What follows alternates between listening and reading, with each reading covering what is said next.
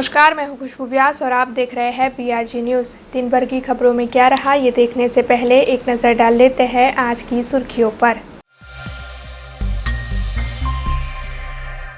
पाटीदार नेता हार्दिक पटेल आज जुड़े भारतीय जनता पार्टी में। प्रदेश भाजपा अध्यक्ष CR पाटिल और पूर्व डिप्टी मुख्यमंत्री नितिन पटेल की मौजूदगी में धारण किया केसरिया।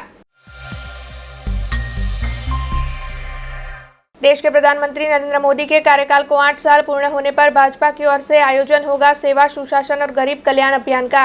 5 से 15 जून तक आयोजित होने वाले कार्यक्रम को लेकर भाजपा कार्यालय पर दी गई जानकारी। आजवा रोड पर झगड़े में मध्यस्थी करवाने गए आदर्श शर्मा पर हथियार से किया गया हमला। इलाज के दौरान हुई मौत, पुलिस की जांच जारी।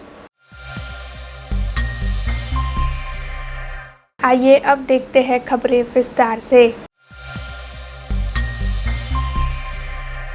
नमस्कार, आप देख रहे हैं PRG न्यूज़।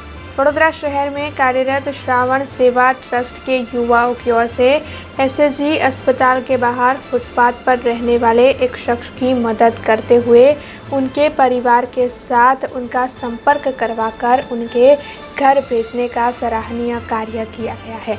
वडोदरा शहर में फुटपाथ पर कई लोग रहते हैं जिनके कोई भी घर बार नहीं है। ऐसे में वडोदरा में कार्यरत श्रावण सेवा ट्रस्ट इन लोगों की मदद के लिए आगे आता है। दरअसल श्रावण सेवा ट्रस्ट की ओर से रोज़ाना 2 वक्त 50 से भी ज़्यादा लोगों को खाना खिलाया जाता है और उनकी कई अन्य तरीक़ों से भी मदद की जाती है। वैसे SSG अस्पताल के बाहर फुटपाथ पर भगवान दास राम जी रहते थे जो बिहार के निवासी थे।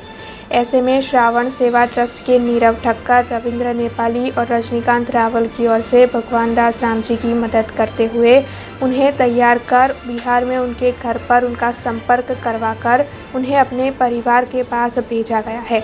હું છેલ્લા 18 વર્ષથી સલૂન ફિલ્ડમાં કામ કરું છું, જેની અંદર મસાજ, ફેશિયલ, મેનિક્યોર, પેડિક્યોર એ બધી લગતી સર્વિસ હોય છે।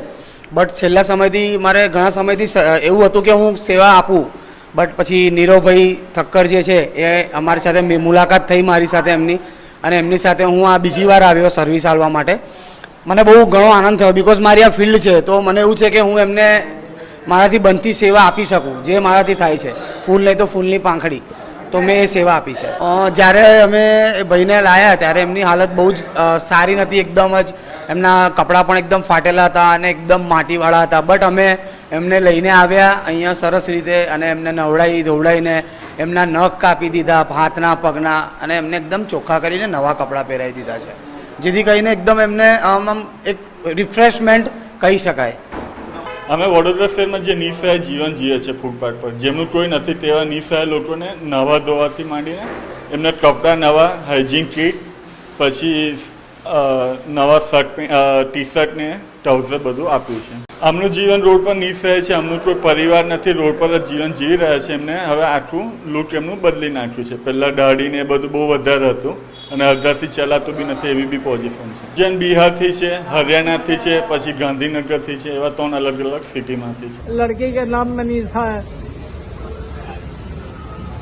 हमको कोई दोस्त यार ले आया था सुरेश। पिपरा रेलवे स्टेशन मेरा गांव में है, पिपरा रेलवे स्टेशन है जो मोतिहारी से होकर के आता है, गोरखपुर से कर जाता है सर। नमस्कार, आप देख रहे हैं PRG न्यूज़। वडोदरा शहर में आजवा इलाके में मौजूद शांति नगर में आदर्श शर्मा रहते थे जो कल देर रात को उनके घर के पास चल रहे झगड़े में मध्यस्थी करवाने के लिए पहुंचे थे।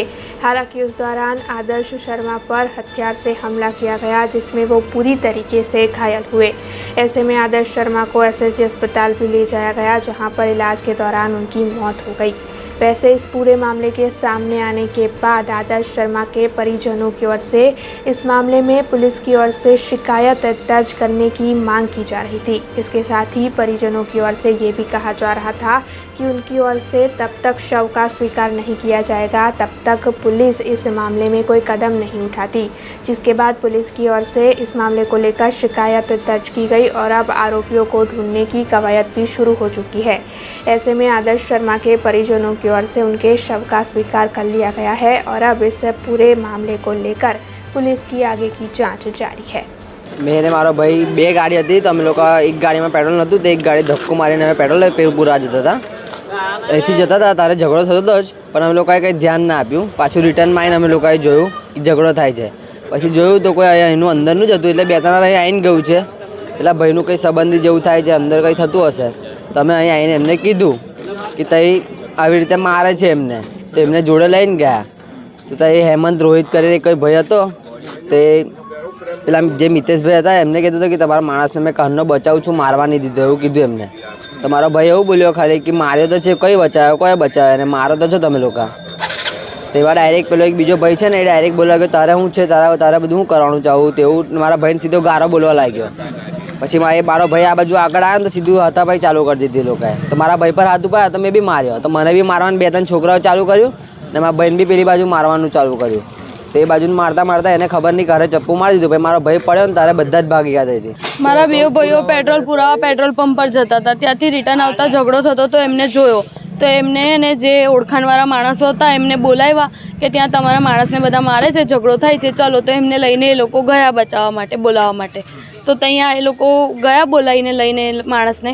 તો પેલામાં મારો ભાઈ એવું બોલ્યો કે બોલે કે તમે લોકો બધા જ મળીને એને મારો છો. તો ડાયરેક્ટ એના પર બધા તૂટી પડ્યા કે તું કોણ થાય, તું કમ બોલે છે, ગારમગારી કરી. તો મારા ભાઈએ એવું કીધું કે ગારમગારી કમ કરો છો, તમે કોણ છો, એમ તેમ. તો પછી ડાયરેક્ટ હાથાપાઈ ચાલુ કરી દીધી ને બે ભાઈઓને મારા માર્યા. એકને માર માર્યો ને એકને ઘાથી માર માર્યો. તો એનો ઓન ધ સ્પોટ જ એવું સમજો કે એની ક્રિટિકલ એટલી કન્ડિશન કરી દીધી કે હોસ્પિટલમાંથી ડૉક્ટરોએ અમને ના જ પાડી દીધી. नमस्कार, आप देख रहे हैं BRG न्यूज़। बीते कई वक्त से आशा वर्कर बहनों की ओर से ऐसे आरोप लगाए जा रहे हैं कि उनका शोषण हो रहा है। दरअसल साल 2020 के चुनाव में आशा वर्कर बहनों की ओर से सेवाएं दी गई थी। हालांकि उसके बावजूद भी अब तक उन्हें उनका वेतन मुहैया नहीं करवाया गया है। तो वहीं बीते कई वक्त से आशा वर्कर बहनों की ओर से कई बढ़तर मांगों को भी साझा किया जा रहा है। लेकिन जब जब इस मामले को लेकर आशा वर्कर बहनें विरोध प्रदर्शन करती है, तब तक सरकार की ओर से उन्हें आश्वासन देकर विरोध प्रदर्शन का अंत करवा दिया जाता है। हालांकि इस बार आशा वर्कर बहनों की ओर से अपने मामले को लेकर रोष दिखाया जा रहा है और आशा वर्कर चंद्रिका सोलंकी की अगुवाई में आज सभी आशा वर्कर बहनें इकट्ठा होकर कलेक्टर कचहरी पर हाथ में पोस्टर बैनर लिए हड़ताल पर उतरी है। दरअसल इन आशा वर्कर बहनों का ये कहना है कि जब तक अब उनकी मांगों का स्वीकार नहीं होगा, तब तक उनकी ओर से हड़ताल जारी रखी जाएगी। રાજ્યમાં હજારો આશા વર્કર ફેસિલિટેટર બહેનો આરોગ્ય વિભાગનું પાયાનું કામ કરી રહી છે, ત્યારે મેં છેલ્લા કેટલાય વર્ષોથી બંધારણનો અધિકાર લઘુત્તમ વેતન મળે તેમજ વર્ગ 4નું મહેકમ ઊભું કરી કાયમી કર્મચારી બનાવે એ લડત તો સરકાર સામે અમારી ચાલી રહી છે. અને આ જ વડોદરાની આ જ જગ્યા ઉપરથી આપ સૌનો ખૂબ ખૂબ આભાર કે કવરેજ આપવામાં આવ્યું હતું. ત્યારે કંઈક એક લોલીપોપ અમને બહેનોને આપવામાં આવી હતી. એ લોલીપોપ આ વખતે નથી સ્વીકારવાના અને આંદોલન મહાપાર્ટ 2 પણ અમે શરૂ કરી દીધું છે. પરંતુ આજે ખાસ એ કહેવા માટે અમે આવ્યા છીએ કે એસી ગાડી અને ઓફિસમાં ફરવાવાળા જે અધિકારીઓ છે એમના મસ્ત મોટા તોતિંગ પગાર રેગ્યુલર થઈ જતા હોય છે અને 45 ડિગ્રી તાપમાનની અંદર કામ કરનાર ગરીબ આશા વર્કર ફેસિલિટેટરને મામૂલી ઇન્સેન્ટિવ પણ જો 3-3 મહિના સુધી ચૂકવવામાં ના આવે, 50% વધારો હજુ સુધી બાકી છે. 1-1.5 વર્ષ સુધી ટીબીનું મહેનતાણું હજુ સુધી ચૂકવાયું નથી. 2020માં જિલ્લા પંચાયત તાલુકા પંચાયતનો પગાર પણ ચૂકવાયો નથી. ત્યારે ખરેખર પોસ્ટર અને બેનરોમાં જે સંવેદનશીલતા બતાવે છે એનો કોઈ જ મતલબ નથી. હકીકતમાં જ્યારે ગેસનો બોટલ 1000ને પાર હોય, તેલનો ડબ્બો 3000ની આસપાસ હોય, ત્યારે ખરેખર રેગ્યુલર પગાર ચૂકવીને એમને એમની સંવેદનશીલતા બતાવવી જોઈએ. गुजरात के चर्चित पाटीदार नेता हार्दिक पटेल अब आज आखिरकार भारतीय जनता पार्टी में शामिल हो गए हैं। इससे पहले कांग्रेसी नेता श्वेता ब्रह्मभट्ट प्रदेश अध्यक्ष CR पाटिल की मौजूदगी में बीजेपी में शामिल हुई। बीजेपी में शामिल होने से पहले हार्दिक पटेल ने कोबा इलाके से बीजेपी कार्यालय कमलम तक का रोड शो निकाला, जिसके बाद दोपहर 12:39 बजे के विजय मुहूर्त में कमलम में प्रदेश अध्यक्ष CR पाटिल की मौजूदगी में उन्होंने केसरिया पहन लिया। इस दौरान मीडिया से बातचीत करते हुए हार्दिक पटेल ने ये कहा कि मैं भारतीय जनता पार्टी में शामिल नहीं हुआ हूँ, बल्कि ये मेरी घर वापसी हुई है। खबरों के बीच वक्त तो चला एक छोटे से ब्रेक का। ब्रेक के बाद फिर लौटेंगे कुछ और खबरों के साथ। स्टैच्यू ऑफ यूनिटी केवड़िया में दुनिया की सबसे ऊंची प्रतिमा, जहां पर आपके स्वागत के लिए तैयार है एक खूबसूरत अफोर्डेबल स्टे।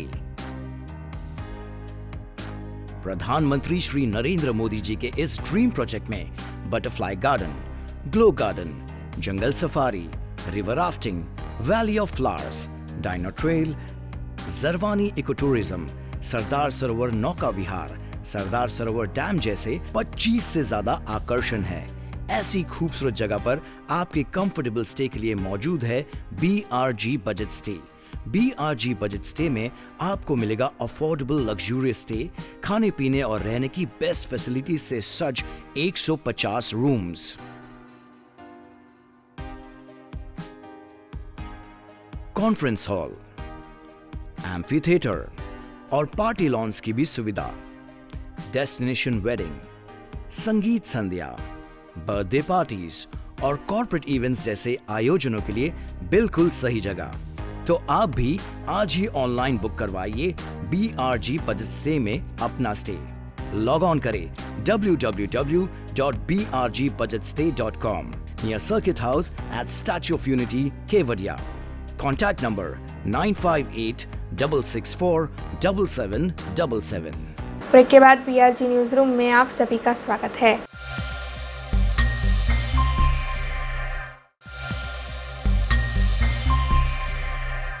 ये खबर शीनोर से सामने आ रही है, जहां पर अवाखल गांव में नए निर्माण होने वाले RCC सड़क का खातमुहूर्त तालुका भाजपा प्रमुख चंद्रवदन पटेल के हाथों करवाया गया। इस मौके पर अन्य कई अग्रणियों की उपस्थिति भी दर्ज की गई। शीनोर तालुका के अवाखल गांव में विधायक की ग्रांट में से 3 लाख रुपयों के खर्च पर RCC सड़क का कार्य मंजूर हुआ है, जिसके चलते आज विधायक अक्षय पटेल और तालुका पंचायत प्रमुख सचिन पटेल की विशेष उपस्थिति में खातमुहूर्त के कार्यक्रम को आयोजित करवाया गया था। दरअसल शीनोर तालुका भारतीय जनता पार्टी के प्रमुख चंद्रवदन पटेल के हाथों विधिवत तौर पर खातमुहूर्त करवाया गया। इस मौके पर करजन तालुका भाजपा के महामंत्री बीरेन पटेल, तालुका पंचायत के उप प्रमुख निरूपाल सिंह मांगरूला, शीनोर तालुका के सहकारी अग्रणी विकास पटेल, जिला पंचायत के सदस्य, गांव के सरपंच, उप सरपंच समेत भाजपा के होद्देदार और कार्यकरों की उपस्थिति दर्ज की गई। आज रोज अवाखल मुकामे हमारा प्रजावत्सल धारासभ्य अक्षयभाई पटेल ग्रांटमांथी 3 लाख રૂપિયાના CC રોડનું આજે ખાતમુહૂર્ત અમારા તાલુકા પંચાયતના ઉપપ્રમુખ નિરૂપાલસિંહ, જિલ્લા પંચાયત સદસ્ય સુમિત્રાબેન તેમજ અમારા સંગઠનના ઉપપ્રમુખ ચંદ્રવદનભાઈના હસ્તે કરવામાં આવ્યું છે। જ્યારથી તાલુકા પંચાયત ને જિલ્લા પંચાયતમાં ભારતીય જનતા પાર્ટીનું બોર્ડ અસ્તિત્વમાં આવ્યું છે અને અમારા ધારાસભ્ય અક્ષયભાઈના સન્નિષ્ઠ પ્રયત્નોથી સીનોર તાલુકામાં જે પણ જે કામો બાકી છે એ સંપૂર્ણ અને પૂરા કરવાની અમે સૌ ચૂંટાયેલા હોદ્દેદારો ખાતરી આપીએ છીએ અને એ દિશામાં ગામે ગામ વિકાસના કામોના ખાતમુહૂર્ત અને લોકાર્પણો થઈ રહ્યા છે। જ્યારે સમગ્ર દેશમાં આઝાદીનો અમૃત મહોત્સવ ઉજવાઈ રહ્યો છે, તો એ અંતર્ગત સીનોર તાલુકામાં પણ આજે જ્યારે આ અવાખલ ગામમાં 3 લાખના CC રોડનું ખાતમુહૂર્ત થયું છે, અગાઉ પણ જે આયોજનો થયા છે અને ભવિષ્યમાં પણ આયોજનો થવાના છે, એમાં અમારા સાડલી જિલ્લા પંચાયતના સદસ્ય સુમિત્રાબેન, અવાખલ ગામના આગેવાન ભાસ્કર કાકા અને અવાખલ ગામના માજી સરપંચ ઈરા કાકાના સન્નિષ્ઠ પ્રયત્નોથી અવાખલ ગામનું કોઈપણ કામ વિકાસનું બાકી નહીં રહે એની હું અમારા ધારાસભ્ય અક્ષયભાઈ અને ચૂંટાયેલા સૌ હોદ્દેદારો અને સંગઠનના પદાધિકારીઓ વતી ખાતરી આપું। जूनागढ़ के केशोद से यह खबर सामने आई है, जहां पर नगर पालिका में दमकल विभाग की स्टाफ की भर्ती के मामले में भ्रष्टाचार हुआ था, ऐसे आरोप लगाए जा रहे थे। हालांकि इस बात को लेकर आज नगर पालिका के चीफ अफसर ने पत्रकार परिषद का आयोजन कर इन आरोपों को नकारा है। केशोद नगर पालिका में हाल ही में दमकल विभाग के स्टाफ की भर्ती प्रक्रिया की गई थी, लेकिन इस भर्ती प्रक्रिया के दौरान नगर पालिका के प्रमुख लाभूबेन निरंजन भाई पिपलिया और उनके परिजन जगदीश भाई पिपलिया की ओर से भ्रष्टाचार किया गया होने के आरोप लगाए जा रहे थे। इसी बात को लेकर केशोद नगर पालिका के चीफ अफसर परबत भाई चावड़ा की ओर से पत्रकार परिषद का आयोजन किया गया था और इन सारे आरोपों को उनकी ओर से नकारा गया। इसके अलावा नगर पालिका के प्रमुख लाभूबेन और उनके परिजन जगदीश भाई की ओर से भी इन आरोपों को नकारा गया है। नगर पालिका प्रमुख साथ लाभूबेन जी अपना देर पर एवं आक्षेप थाय छे कि भर्ती में प्रक्रिया दरमियान रुपया मांगवामां आव्या छे। शुं छे आ बाबत हकीकत शुं छे? ના એ ખોટી બાબત છે, બધે ખોટા આદેશો નાખેલા છે. બાકી તો ઉપરથી જે પ્રાદેશિકવાળા કરતા હોય છે એ જ કરવાનું અમારે આવે છે. અમારે એકલા કોઈ દિવસ કંઈ કામ કરવાનું હોય જ નહીં.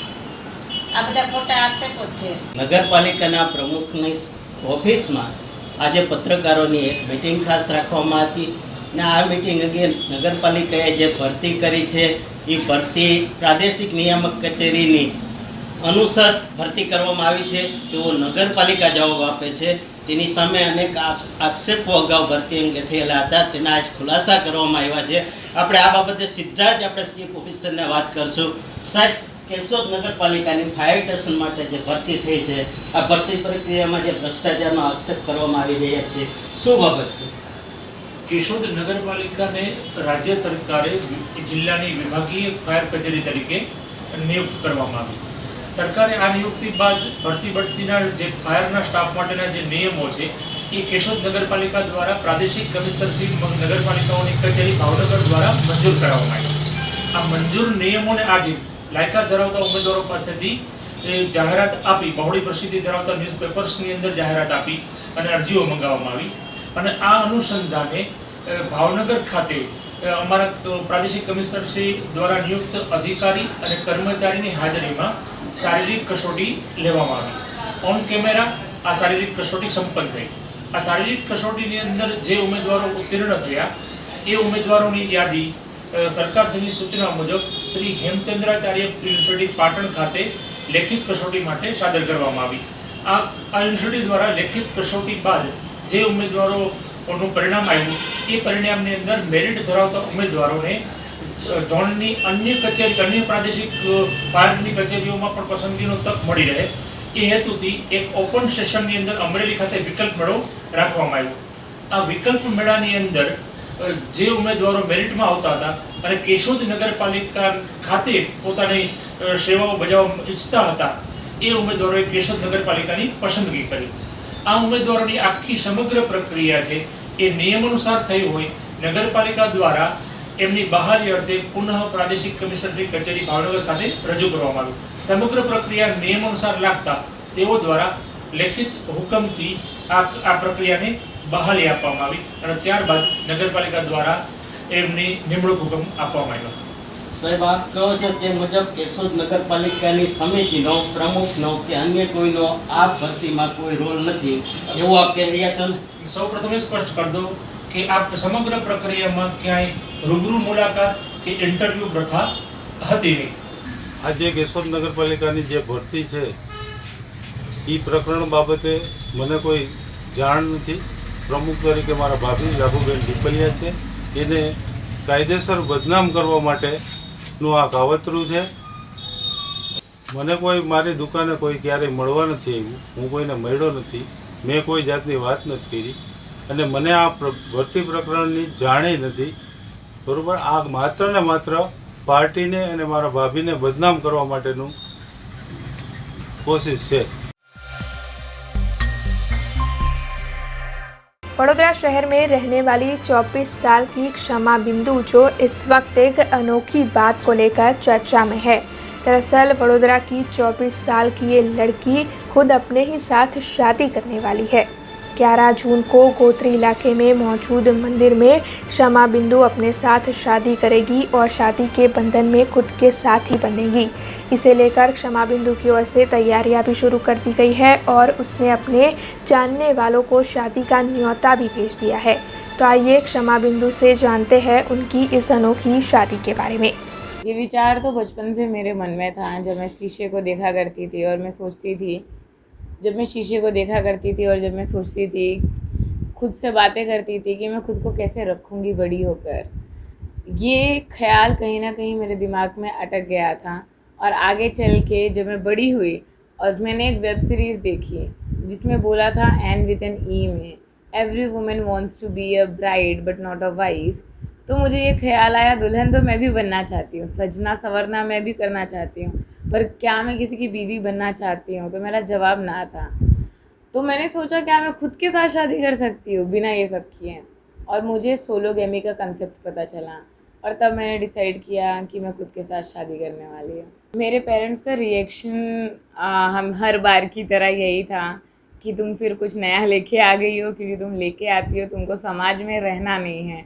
बट इन दी एंड मेरे पेरेंट्स ने यही कहा, तुम्हारी खुशी जिसमें है उसमें हमारी खुशी है। मेहमानों को मैंने ऑनलाइन कार्ड बनाया है, 12 से 15 लोग आने वाले हैं टू द मैक्स, जो मेरे बहुत ही क्लोज़ हैं, जिसमें से मेरे ऑफिस कलीग से लेके मेरे अहमदाबाद के, बड़ौदा के दोस्त हैं, कॉलेज के दोस्त हैं, वो सब आने वाले हैं। तो उनको मैंने ऑनलाइन इन्विटेशन ही भेजा है। कुक्कश युवा ग्रुप की ओर से KPL नाइट क्रिकेट टूर्नामेंट का आयोजन करवाया गया था, जिसकी कल आखिरी मैच आयोजित हुई थी। शिनोर तालुका के कुक्कश में कुक्कश युवा ग्रुप की ओर से बीते 2 सालों से KPL नाइट क्रिकेट टूर्नामेंट का आयोजन करवाया जाता है। ऐसे में इस साल भी KPL नाइट क्रिकेट टूर्नामेंट का आयोजन हुआ था, जिसमें 280 से ज़्यादा टीमों ने हिस्सा लिया था। कुक्कश युवा ग्रुप की ओर से आयोजित KPL नाइट क्रिकेट टूर्नामेंट की कल आखिरी मैच आयोजित हुई थी, जो काका 11 और शान 11 के बीच खेली गई थी, जिसमें काका 11 टीम की भव्य जीत हुई। और इस मौके पर उपस्थित शिनोर PSI VS गावित समेत स्थानीय अग्रणियों के हाथों विजेता टीम को ट्रॉफी दी गई। कुक्कश गामમાં બહુ સારી રીતના ટુર્નામેન્ટ ચાલુ થઈ હતી અને એમાં લગભગ 280+ ટીમોએ ભાગ લીધેલો હતો। એની અંદર અમે વિનર થયા અને અહીંયાનું ક્રિકેટનું ગ્રાઉન્ડ બી ખૂબ સરસ હતું, પ્રેક્ષકો પણ સારી રીતના અહીંયા હતા અને બહુ સારી મજા આવી ફાઇનલમાં, અને ફાઇનલ પણ બહુ સારી રીતના બનેલી અને 2 રન અમે ફાઇનલ વિન થયા, કાકા 11 વિન થઈ અને સરસ મજાનું ટુર્નામેન્ટ અહીંયા હતું। આયોજક બી બહુ સરસ હતું, કોઈ જાતની મગજમારી નથી, એટલે સારી રીતે બધું પતી ગયું, એટલે અમે ફાઇનલ જીતી ગયા।